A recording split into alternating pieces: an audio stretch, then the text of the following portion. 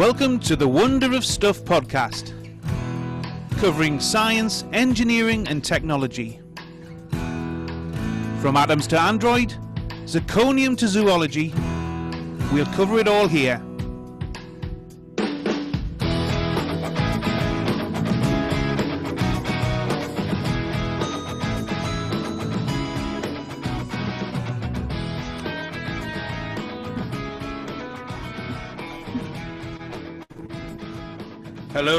Hello, and welcome to episode 3 of the Wonder of Stuff vodcast, broadcast live on Google Hangouts on air every weekend. Normally on a Saturday, but today it's on a Sunday. This is the place where you'll find news, information and commentary on science, engineering, technology stories from the past week and beyond, and anything else that interests us from our little human brains. My name is John Gardner, and to help us out on this journey to knowledge, let me introduce my colleagues Richard Smith and Ross Davidson. Say hello, chaps. Hello, chaps. Hello, chaps. Good. So, without further ado, let's get this party started. And we come to our very first contributor. And I believe, Ross, has anything piqued your interest this week? But it has, actually, yeah. Now, the first thing to say is I'm not sure whether this is just a very elaborate marketing campaign for the new Terminator movie. But there's been a couple of high-profile people have brought up the subject of artificial intelligence recently. Stephen Hawking last week, and a couple of months ago, I think, Elon Musk, him of SpaceX and Tesla fame, talking about how artificial intelligence is the most serious threat to the survival of the human race, apparently. That was Elon Musk. And Stephen Hawking claims that it could end humanity. Now, like I say, obviously this is a mainstay in science fiction. Terminator, HAL from 2001, artificial intelligence, computers,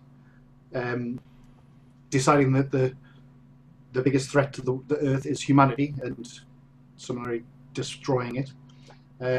So I just thought it was very interesting that sort of thing's coming up. Now, I know it's not either of their particular areas of expertise, but they are quite high-profile people. So yeah, it's an interesting subject. I don't know what your opinions are on it, but I think it's quite a valid concern, really. It is, but I think they've got a long way to go. I mean, I know when I phone up a parcel courier company to reroute my parcels using the automated system, not very artificial intelligence, it has to be. Yeah, well, yeah, I don't think they'll be claimed as intelligent. It's more, yeah, following a yes/no decision tree. That's about it, which isn't particularly intelligent. No, but if they can't get that right, no, I mean, I jest somewhat. What about you, Richard? Because I understand you're quite interested in AI. Yeah, I think I haven't seen the Musk comments, but the Hawking one. I mean, he's saying hypothetically it poses a threat, which it does, doesn't it? But I think what John's saying, I mean, it's a long way off, isn't it? That the Turing test, only one machine's ever passed that, and it fooled a third of the judges, and the Turing test is to convince someone that you're human, and in that, I think it was trying to be like a 13-year-old Ukrainian boy or something like that, wasn't it, Ross? Did you see that one? Yeah, I remember that. It was the online one, wasn't it? Yeah. And even then, it only. I think the point was that it was still learning English, but it only fooled a third of the judge. So we're a long way off. I think what Professor Hawking was saying was his idea was that our biological evolution limits us, and any artificial intelligence, we couldn't compete with that. We would be superseded. I think that was roughly paraphrasing what he said. Well, it comes down to sort of the acceleration in terms of technology and how the whole doubling of numbers of transistors every 18 months and that sort of thing. It comes down to that idea of the what's it called, the point where it becomes infinitely singularity. That's been postulated by quite a few people that technology gets to a point where it's exponentially getting more, not necessarily intelligent, but more powerful, and there's a point where it's just going to explode exponentially. That But if you can get it to the level of human intelligence, and then it's got the learning of it's able to build on that with the learning of a computer. Yeah. That's the point of singularity, isn't it? Where it no longer needs humans plugged into, and then it can just make, infinitesimal gains, can't it? Once it's at that point. But very fast.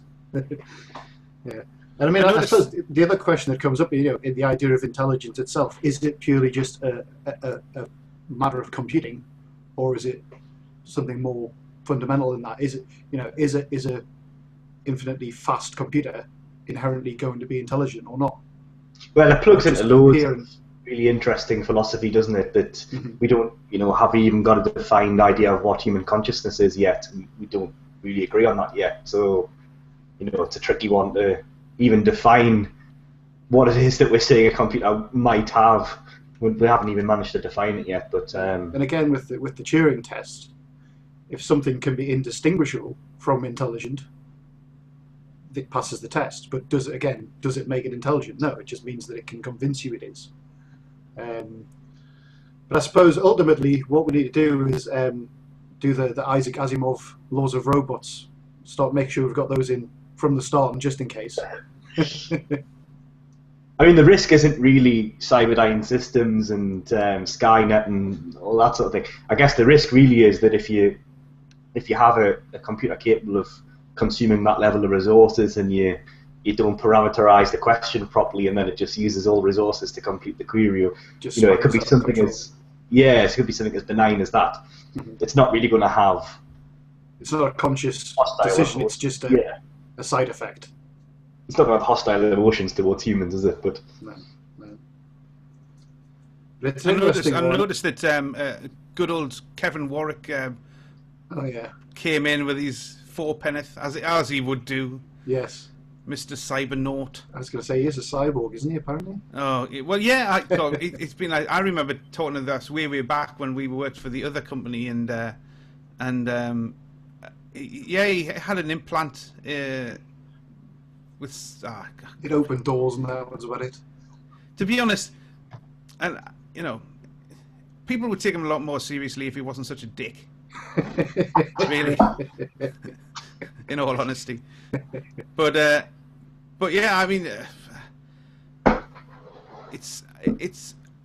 I'm sure we're getting closer, and to the day. But I still think we are still a long way off before we have. I'm quite impressed with some of the sort of the language interfaces you get on things these days. They're not intelligent, but they're good at understanding things. The sort of stuff you get on the phones. I've not tried what's the Microsoft one called? Courtois or something like that. Or Cortana. Yeah, that's the one. Yeah. I was told off by my boss at work for not knowing what Cortana was. Really? Yeah, Did you think it was a car? It's some video game. Oh, right. Yeah. Halo, isn't it? That's the one. Yeah. Well, but the thing is, you can do a test. You can parameterize a test and say how impressive is it that a computer can do this. A computer can beat a human at Jeopardy. All sorts of things like that. A computer can. But then you can do a test on. There was one recently where they got, I think it was chickens or mice or maybe chickens. It was pigeons. That was it. It was pigeons. They got them to select art, so they actually became quite good art critics quite quickly. Yeah, because they then got jobs with the code. Yeah, they showed them kids paintings that kids had done, and then rewarded them when they picked the paintings that were good, aesthetically good. So eventually they acquired, aesthetics for a good painting, and they were very good at it. Well, so to be fair, there couldn't be much worse than Brian Sewell. So. But yeah, that's the thing that computers struggle with, isn't it? The more sort of creative, subjective things, like language translation is one of them. But it's as powerful as computers are, they're still terrible at that sort of thing, aren't they? Yeah. Yeah, But I would like to things, see things that aren't rigidly parameterized. Yeah. Yeah. I'd like to see more AI. I mean, it makes so much sense to... We're in a bit of a catch-22 with some of our manufacturing. It would make so much more sense to have machines producing more machines, and we could overcome so many problems with that. You know, have more AI in our cars. You know, a human's got a half a second lag in all decision making. So, you know, having a computer stop your car and stuff like that makes a lot of sense, doesn't it? That sort of things actually there was an advert on telly for a car just recently I saw where that was built in, that sort of automatic, you know, that can stop you drifting lanes. That can, if someone appears in front of you, the brake. I think the top end Volvos and stuff have that in there already. Mm-hmm. Mm-hmm. Because obviously Volvos like my car are the safest car in the world. Other cars are available. Other cars are available. No, we can advertise if we want on here. We're not bound by any broadcasting laws. We should wait until people start paying money before we do, though. Yeah. Oh, right, okay. Yes, yeah. We can send me a Volvo because my car's a bit knackered at the moment. If anybody want to sell me a Volvo, I quite like some of the nice fastback ones. There's a nice cabriolet one out there. That's quite nice. I think we need more than 45 views before we're going to get that. You think we've been a bit too ambitious already? Oh well, never mind. Right. We'll leave that one there because that is something that I don't think we could. Go on. I was going to say just to finish it, just going back to how it started. The new Terminator film looks terrible. Well, right. Okay. Now, I am not a film buff by any stretch of the imagination. I think I've probably only seen about 15 films in the entire whole of my life. Oh my god. So actually, some of them I've probably seen about 5 times though. So the last Terminator was it 92? Was it? No, they made one with Christian Bale. Okay. That completely passed me by then. Years back. This one looks to be some sort of it's obviously some sort of reboot type thing. The trailer is just loads of bits that are like, oh yeah, I remember that from the first film. Why they're doing that? So yeah, and Arnold's in it as well. Now that he's no longer a governor. After you've done 3 films, though, you've got to. Isn't he in his 60s now? Yeah, I think he's playing like a father figure Terminator now. Don't ask. You just think somebody in Hollywood must go and look at the pitch and go, no. He's 67. 67. He's 67. Right, okay. Says it all. It does indeed. But he did say he'll be back. Well, yes, he did. And he doesn't specify how long. Right, we'll leave that one there, I think. Artificial intelligence is something obviously they can't completely cover in 15 minutes. But no doubt this story has, as they say in broadcasting, legs, and we'll come back to that the next time that it pops up into the news and continue with the conversation. The next one, I think, according to the running order, is one of mine. It's into space. Now, this week, NASA launched the Orion spacecraft, and eventually, yes, after you were camped out in front of your laptop all day on the, was it the Thursday, Wednesday? It was the Thursday. It was a Thursday. So the idea behind this is they've got a new spacecraft that sits upon a heavy rocket. In this case, it was the Delta IV rocket. It was launched from Cape Canaveral, and it was built as a test for this new craft. And this is the craft that's supposed to take humans into space, to the moon, to Mars, wherever they may wander. It was a two orbit around the Earth, 4-hour flight. Again, like I say, it's just to test the altitude control, the parachutes, the heat shield, everything like that. It got quite a bit of coverage on mainstream television in the UK, which is good, but I think that's sort of come over from the Rosetta thing, because it wasn't that long ago. So they're all these, ooh, space, yes, I remember space, yes, ooh, shall we put it on the news? Yes, oh, that must be newsworthy. But in all honesty, what we had there was was not really very interesting because all of the tests they're doing here, they did it all with the Apollo. They've just probably forgotten what the results were then, so they have to do it again. But obviously they've got more sophisticated electronics and all that. But that's not the real. That's a way for me to get onto the real story. And the real story is that India next week, I believe, or the 15th and 20th of December, they're going to launch their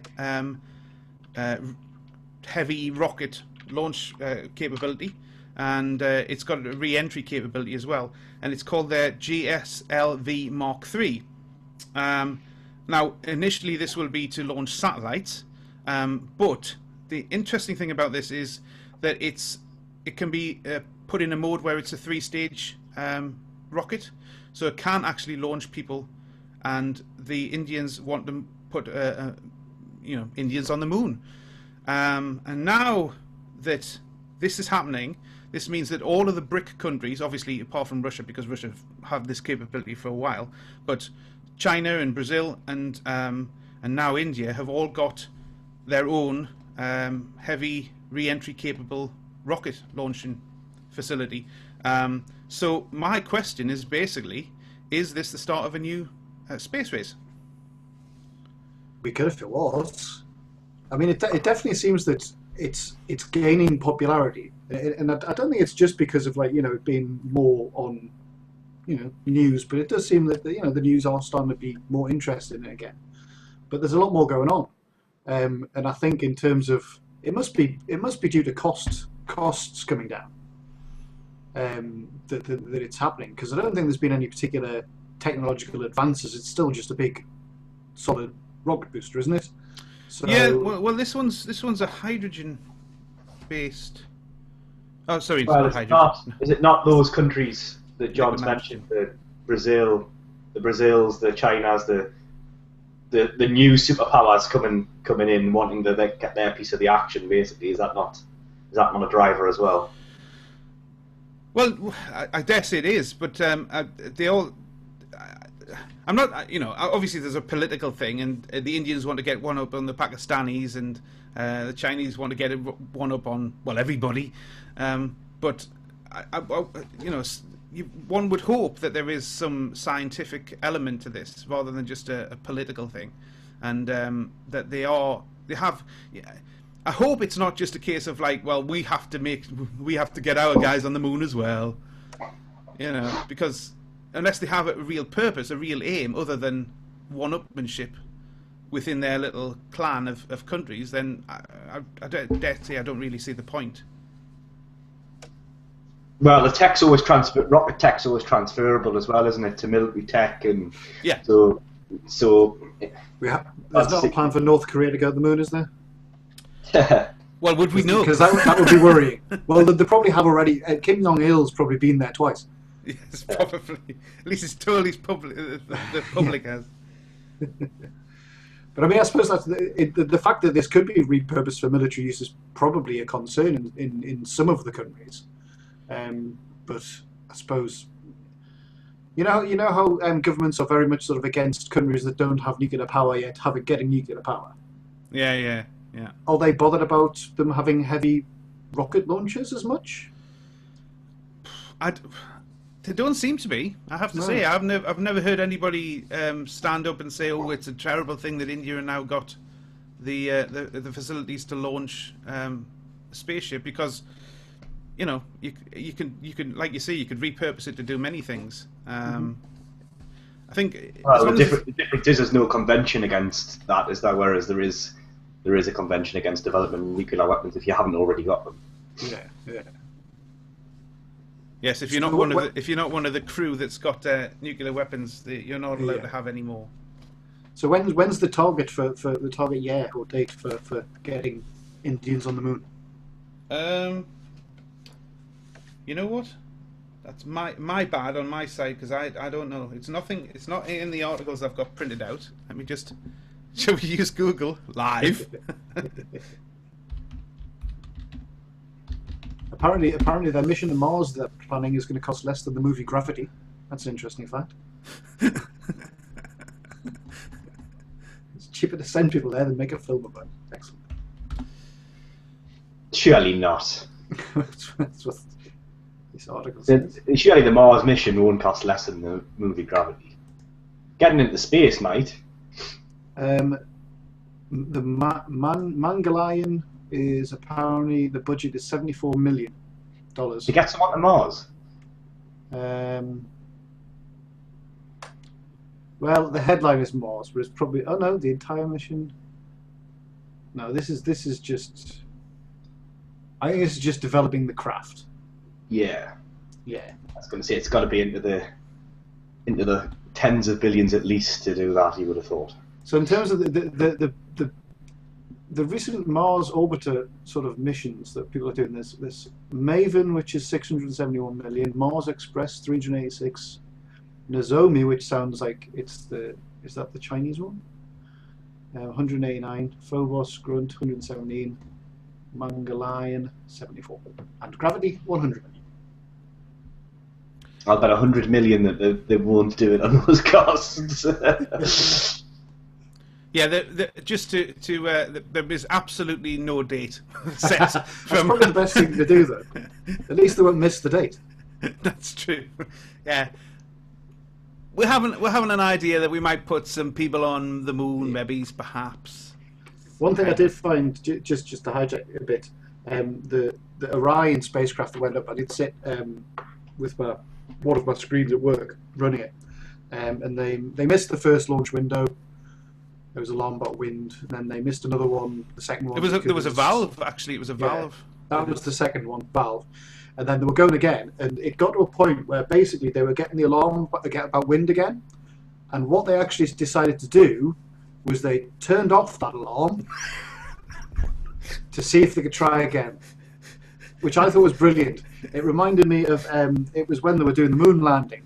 There was an alarm going off, and they didn't know what it was, so they went, right, we'll just turn it off. And it also reminded me of getting my car through the MOT, which no, I have an ABS light that comes on, and if the ABS light's on, it fails the MOT. But you don't have to have ABS to pass an MOT, so we just turn it off and it passes. Excellent. Yeah, well, the Apollo landing was a memory overflow in the onboard computer, wasn't it? That was it, yeah. That whole we just kept on resetting it. The whole 4K of memory had. Yeah, so basically they just did a manual override and landed it with about that much fuel left. Yeah. It is amazing how often the solution is actually turn it off and on again. Well, it works for me. Yeah. It works for me, my daily job, quite frequently. Just on a little tangent, I don't know if we might have mentioned this on the last one or not. I don't think we did. But did either of you hear about people from Aberdeen and, well, a lot of the UK, and as far as New York, hearing these unexplained firework noises? Did you hear about this? Yeah. That was actually on the night that we did the last podcast. I meant to bring that up, actually. That was interesting. That's because we're so explosive, guys. I know. The most interesting thing about that was that most of the reports, there was something in the area, but it just all happened at the same time. There was a woman in London, and there was a firework display in Croydon. There were some of my friends on Facebook, actually, from up here, saying the same thing, and it's because Otterburn was firing. And I don't know what there was an explanation for the one new, but the explanation from the Daily Mail was that it was the new super secret Aurora spy plane. Yeah. Oh, hang on now! Don't bring up Aurora. Aurora's been I've known about Aurora for like the last 20 years. Well, exactly. Yeah, they always bring it up, and it's like, well, don't we know about the planes now? It was the Blackbird bomber and this sort of thing. But anyway, I was thinking it's hardly super secret if it's heard across the length of the country. So yeah, it was interesting because there was a lot of people reporting it. So I tell you what I'm going to do. I'm just going to screen share, because this is the Aurora contrail. Oh yes, the donut on the rope. The donut on the rope, and there's an RAF base called, oh god, I can never remember how to pronounce it, Manchlaclirishli, and it's at the top of Scotland. Uh-huh. And it's not only is it was a top secret RAF base, but it was also one of the landing sites, emergency landing sites for the shuttle. Mm-hmm. And it was all supposed to be coming from there, the Aurora. But I've known this for, God, at least 20 years. Mm-hmm. So yeah, it's not Aurora. If it ever did exist, I don't. Well, one of the Twitter accounts I follow, a Twitter account called Virtual Astro, very good for pointing out when the space station's coming over and Aurora and that sort of thing.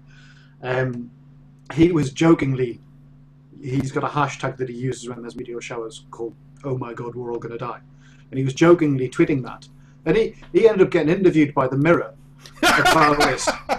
Because it just went sort of viral, and he was like, "I was just joking. It was just, I don't think there was anything going on." So yeah, you got to be careful. Yes, those mainstream media. God, he had suggested it was debris re-entering the atmosphere, though, hadn't he? From where? What? Just like an old satellite or something? He said something about that, but you get everything's recorded. Anything that comes in, any re-entry satellites, especially, they know about because it's all tracked. And if it was the other thing was it could have been like some sort of little meteorite re-entering the atmosphere, but again they get picked up by things. There's things that point up in the sky and detect flashes of light all the time, and there was nothing going on, so it's unexplained at the moment. Well, RAF Filing Deals tracks all that stuff, doesn't it? Mm-hmm. Yeah. That's one of the points in the UK. But originally it was just for the airspace, but it does all the space debris and everything like that. The other thing that happened was.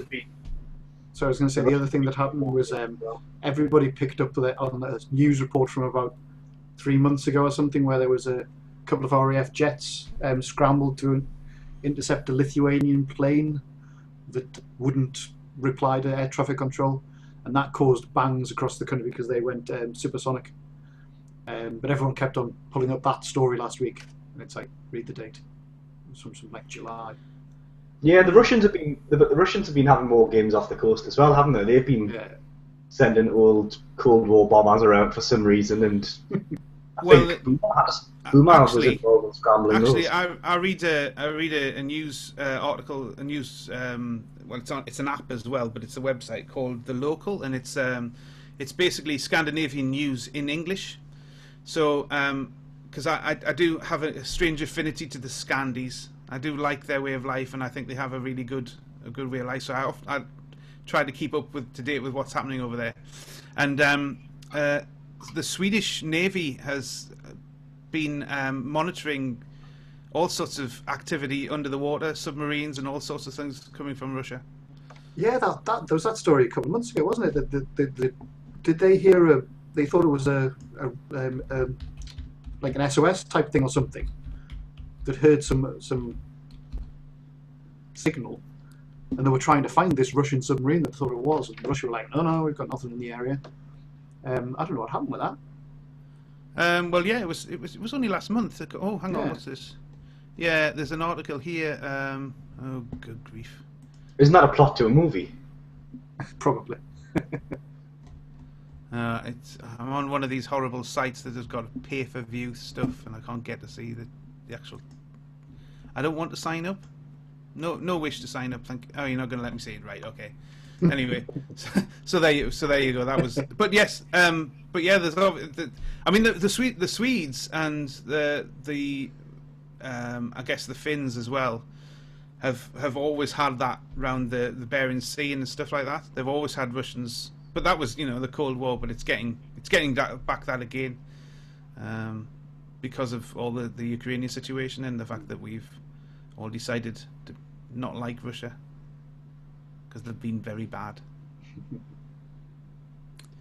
Right, well, on to the next one, I think. Now, the next one is one of Richard's. It's a myth about the 8-hour sleep.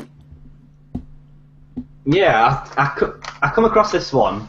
QI, the show? Yeah. I do know. I'm aware of that show. Well, they have the elves do their Twitter feed, and they did a tweet that caught my interest about the myth of the 8-hour sleep. Now, were you guys aware of this? Because I wasn't aware of this at all until I read it. But seemingly, up until the late 17th century, we didn't have one consolidated 8-hour sleep.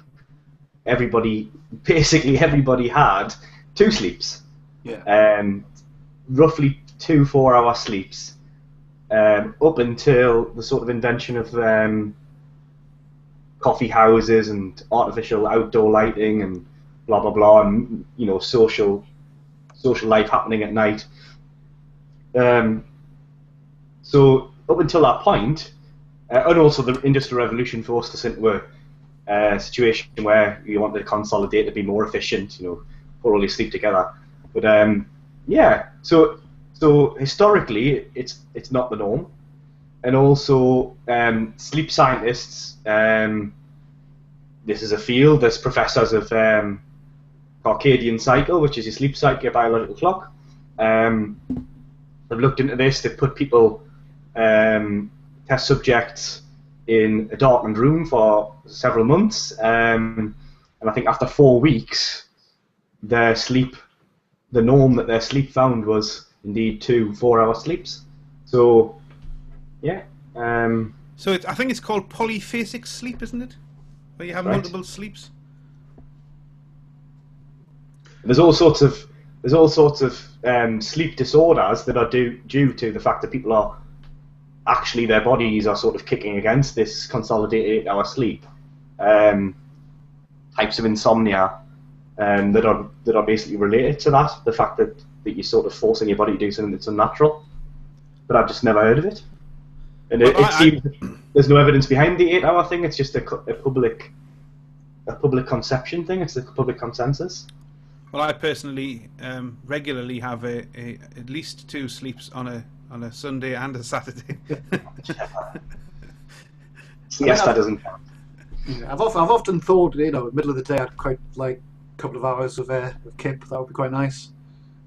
Half an hour after. But it's not that. It's not that. It's good. It's still doing your natural. So your natural cycle, basically, your biological clock, is dictated by the pineal gland, and that releases melatonin, which is the reason why if you try and go on night shift and you try and sleep during the day, it's hard because you have a natural cycle. From 9 in the evening, the melatonin is at its peak, and then it comes naturally down by midday. So then, if you work through that, you can be shattered but find it very hard to get to sleep, and that's why, basically, because that cycle will be working against you by the time you get in the middle of the day, and it's related to light, where diurnal animals that are nocturnal, it works the opposite way around.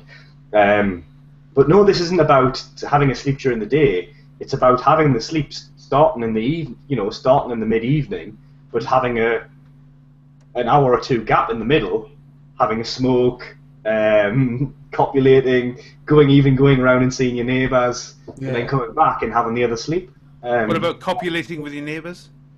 Or copulating with your neighbours, if you like. Yep. Yeah, there was. I'm just looking here that there was a scientist called Thomas Ver who, in the 1990s, discovered that most people will sleep biphasically when subjected to natural patterns of light and dark. Yep. So there you go. And a lot of it is our screens as well. So the screens that we use on our devices and televisions, is artificial white light, is what you call blue light. It's on the same light wave spectrum as what our brains are looking for natural light. So that's why they say you should avoid looking at a screen in the hour leading up to trying to go to sleep, because your brain's looking for that to determine that it's daytime. But yeah, interesting enough, I've got something installed on my PC at home called Flux. I don't know if you've ever heard of that. Yeah. And what that does, it's actually got the colour of your screen changes as it gets later on, and it's sort of like the white comes out and it goes to a much more mellow colour. The idea being that it's supposed to sort of prevent that, and it's weird because you don't notice it happening because it just happens gradually, but then you realise you look at some white and it looks yellow. But yeah, I've been trying that for a few months actually. I don't know whether it's made any difference, but it doesn't look as harsh. Definitely doesn't look as harsh. You see, the problem with me is I would as a matter of principle, if I had that, I would switch it off. If I found it, because I hate, I've got some there's some software that came with my new monitors at work, and it changes the lux from a warm to a colder and it's I just turned it off because I find it really irritating. But that's probably more to say about my little. Well, it depends on what you're doing. If, like I say, I've got on my computer at home. I do turn it off quite often because obviously, if you're playing videos or anything like that, it looks terrible. But for black on white text, which what most I'm sitting reading web pages, that's what it is. Which at night, especially if you're sitting in a room and you might have the rest of the lights turned off, it does hurt your eyes after a while. But it does help. But like I say, whether or not it makes you more ready for bed, I don't know. I mean, my normal sleep cycle is 6.5, 7 hours, I think, probably. Mine would be, it would be around. It would probably be, it would be around 7. Yeah, I mean, I go to bed very early by most people's standards. I'm in bed by 10:30, but then I'm up at 5:30. So I've always been a morning person. I think I'm probably averaging 5 since I had kids, but before that, probably 6 to 7. So how many sleeps do you have a night, Richard? That's just the famous one for surviving on 4 hours. A lot of leaders make a big thing about, it still offers like a superhuman quality, isn't it, to be able to survive on 4 hours sleep? Well, actually, means they're knackered all the time. Yeah, I mean, Margaret Thatcher is one of the most famous ones. She says she could survive on 4 hours sleep, but also somebody was just in the news recently who's the ex CEO of Thomas Cook. She's just stood down, but she had like 4 or 5 hours of sleep a night, and she was entirely cognizant on that. I think it's one of those things, though, isn't it, where you wouldn't make a song and dance if you got 8 or 9 hours. It may be perceived as lazy, especially in a high-powered industry, or you're spending all that time asleep when you could be accomplishing something else. So you probably just wouldn't mention it.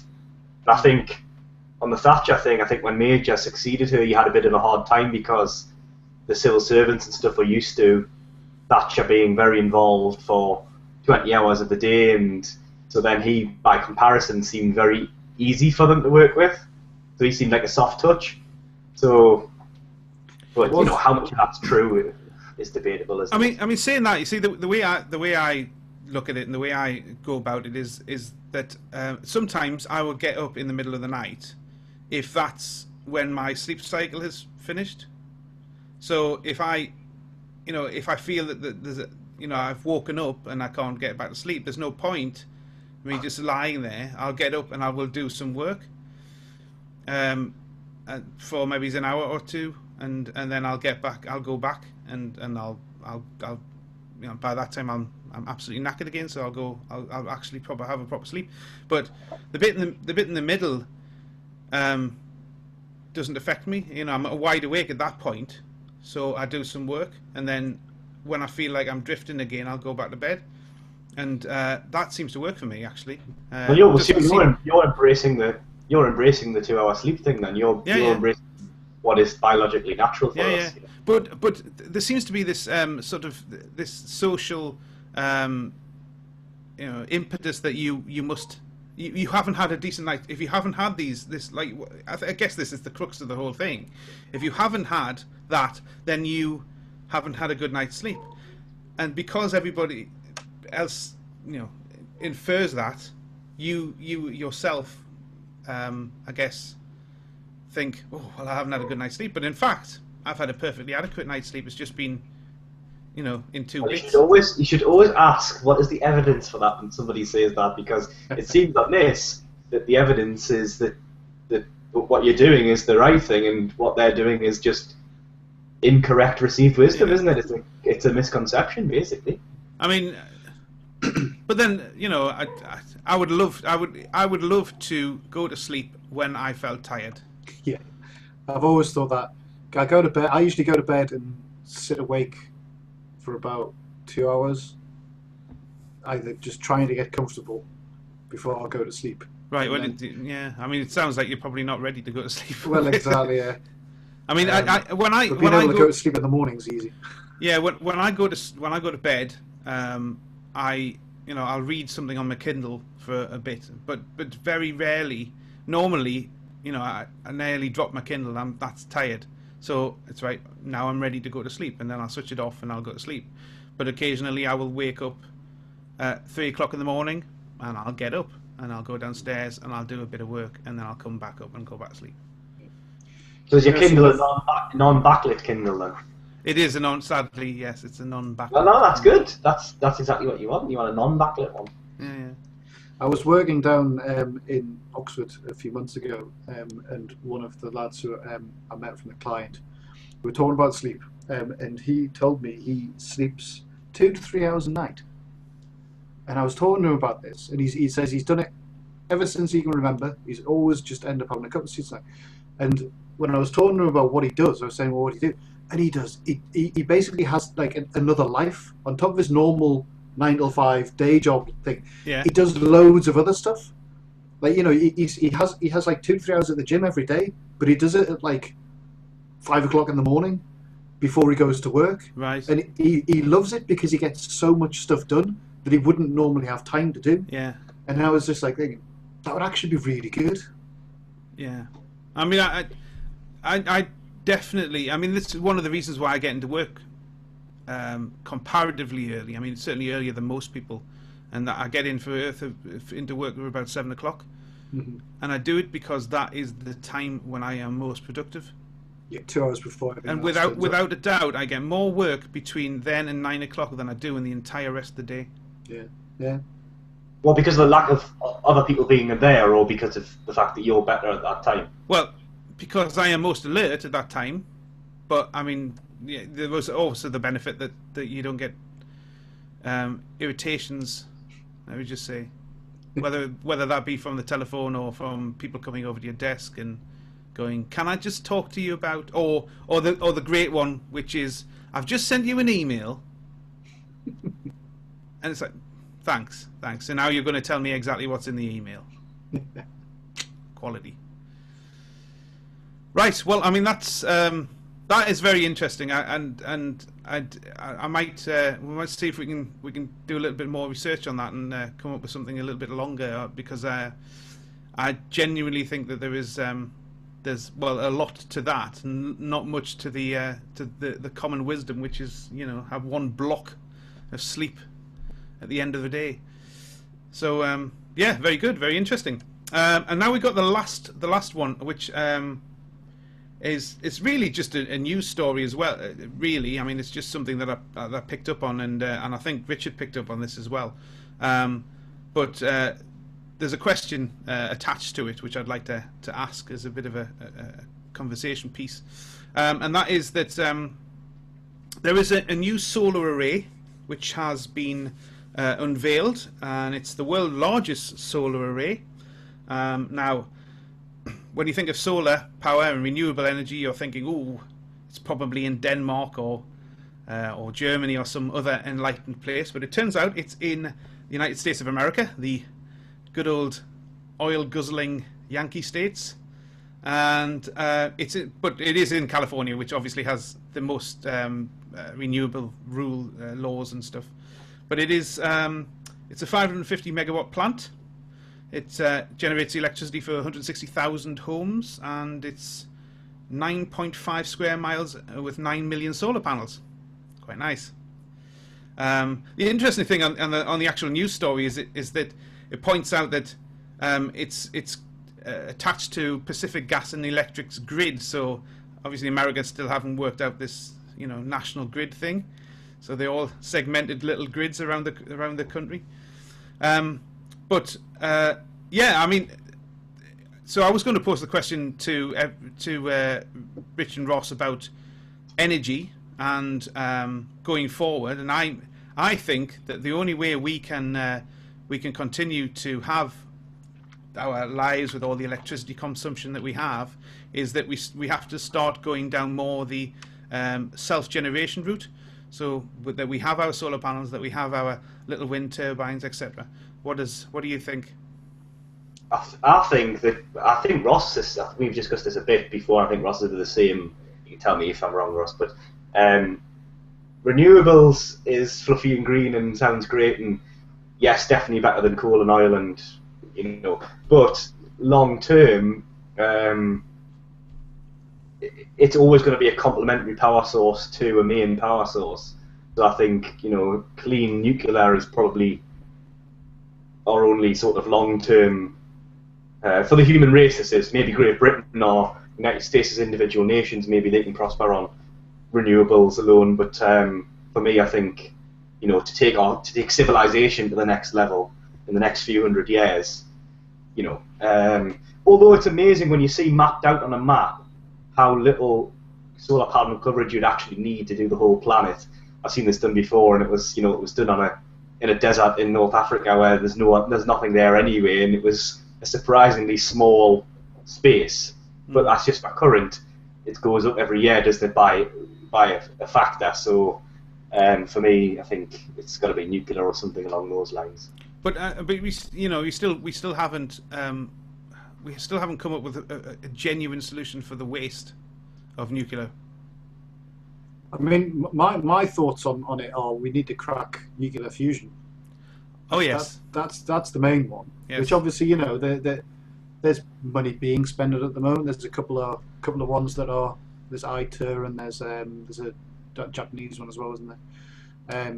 They haven't even broke even yet, but obviously once they do, they break even with the amount of power coming out that they're going in, then it's a safer and cleaner form of nuclear power, and I think that's the way forward. I'm like Richard says. I think current energy consumption, yes, you could sort of look at renewables could cover this if you cover this much of the surface in a sunny place, but the amount of energy being used is going up, and it will be one of these things that's exponential, and it will not stop. Energy consumption will always go up unless we get hit by a meteorite or something. So yeah, I think nuclear, unfortunately for some people, but I think it's fine, is the way forward. Yeah, but like I say, we don't have a solution for the waste, the nuclear waste. Well, with fusion, you won't get any. No, but we haven't got fusion yet. Yeah. We've only got fission. Long term, if we're talking long term, you're only talking. The Chinese are talking about doing a big scale on in 40 years' time. So you're not talking hundreds of years from now. It's not a hypothetical technology. It's a real technology. It's just not scaled out to production yet. That's all. Yeah. And I mean, obviously, the current nuclear fission with the nuclear waste that's half-life of hundreds of years. Yeah, that's not ideal. And one way to get rid of it would be fire it into space, into the sun. But I think putting it on rockets is probably not a good idea. But yeah,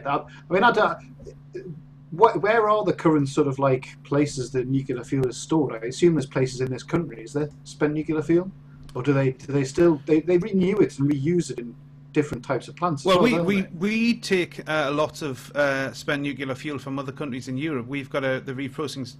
The main one is still at Sellafield, and we reuse it, don't we? To a certain extent. Yeah. Yeah, it comes to a point where there's an end product that you have to get rid of, though, doesn't it? Yeah, I mean, they're on about building a huge underground storage facility just slightly away from Sellafield, because that seems to be the place where they have decided, they being the government, that is the place where this is the best place to put it. Although I was reading an article which is from I think it was Norway, where the Norwegians, the way they do it is basically they look around for the geology, the correct geology, and then they go to the council or the area where the geology is right, and say, would you mind us putting a storage facility here? And obviously there's some benefits, financial benefits for us doing that. Our government, because they're great, our government basically just say, oh, we're going to put it there because, well, that's where we're going to put it, and they haven't done any analysis of the geology. So the fact that it might be structurally unsound in this part of the ground that doesn't seem to bother them. I'm sure they have looked into it. Well, yeah, but they have. To a Yeah, certain but extent. they've ignored it because it's the ground around the Sellafield for storage is geologically unsound. In what way though? Why? Groundwater or something like that. Well, now you see. Now I don't know. I genuinely don't know. But there was an was it an article or was it a news story? I think it might be. The main thing would be risk of earthquakes or something like that. That would be the main thing. But that really doesn't happen that often in this country, does it? So just wonder what would be the main bad geology. I don't because know. surely it gets stored in something. It'll be some concrete lined thing. You would have thought. Yeah. Oh no, it is. It is. It's a concrete bunker basically with a rail track going in, because obviously the fuel is being pushed around on the rail tracks. In fact, the rail line that just runs just down by our my house is there are nuclear fuel to and from Sellafield going on that track quite frequently. They have it's quite an impressive sight actually, because you've got I think there's normally 2 or 3 sort of trucks which have the fuel receptacles on them, and then there's 3 engines in case one of them breaks down, and they have armed guards on them and everything. Excellent. Have you ever seen that? There's a YouTube video of them testing one of these containers It was back for in the safety. 80s. Yeah, I remember that. Testing it for safety when people obviously were like, "Oh, we don't want this on railways," and they basically got one of these, put it there, and then got an entire freight train full pelt straight into it, completely destroyed the train. I am actually old enough to remember that when it was on the BBC News, when it was actually happening. That was back in the 80s. Yeah, I remember quite solidly that. built these things. It I destroyed think the track. the They're point reasonable. is, though, it's the fear is of the unknown, isn't it? I mean, to me, if you look at coal and oil and gas, we don't care. We're just pumping it into the atmosphere. We know the consequences. The consequences are dire. We know that it's causing global warming, yet we're doing it anyway. I mean, yes, there'll be challenges with nuclear too, but you don't just throw your arms up and say, well, we've had a disaster in Japan. Now let's just abandon. I think it's very sad that Germany. I was going to say that's effectively what has happened, though, isn't it? Because is it Germany that have basically said they're getting rid of all nuclear? Yeah. I think that's like a knee jerk. It's a shame that unfounded fears in the public are affecting what's it's too big for that to be part of the thought process, isn't it? I mean, of course you've got to take concerns on board, but I don't know. I would love to know what the real figures are on how many people have caught cancer by the use of petroleum and how many people have died. But because it's not direct and scary like nuclear is, But there's interesting things where they've done like radiation measurements outside coal power stations, and the radiation level's higher than outside nuclear power stations because they're not like the radiation levels that they're allowed are higher than what you're allowed outside a nuclear power station. But then people would be like, "Oh, nuclear, oh, radiation." And it's like, but you know. Because you hear the word nuclear and you think Chernobyl. You hear the word nuclear and you think Fukushima now. But like you say, that's fission, not fusion. So it's a totally different technology. There's no meltdown in fission, is that? In fusion, is that so? Well, that's there. If they crack fusion, there is no runaway reaction. So it's inherently safe because if something goes wrong, it turns off, which is the complete opposite of the current nuclear power, where if something goes wrong, you have to put the cooling rods in. So I think, by way of wrapping this up, I think probably we would say that the future is nuclear fusion, to be specific, not nuclear fission, particularly.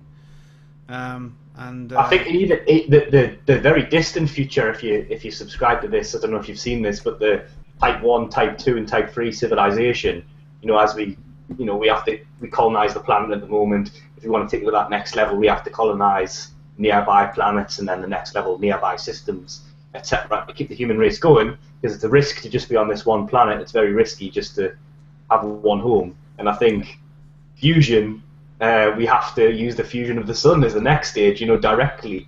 That's, Yeah, you harness the power of the star. But I mean, that's the thing, yeah. Fusion powers the sun, so it's just a shortcut to the solar thing. Rather than wait for the sun to do it and then capture it, we'll just do it ourselves. So to sum up, to infinity and beyond, I think. That is the solution. Yeah. Right. Okay. Well, that's about time to wrap up this edition, I think. My thanks to Richard and Ross.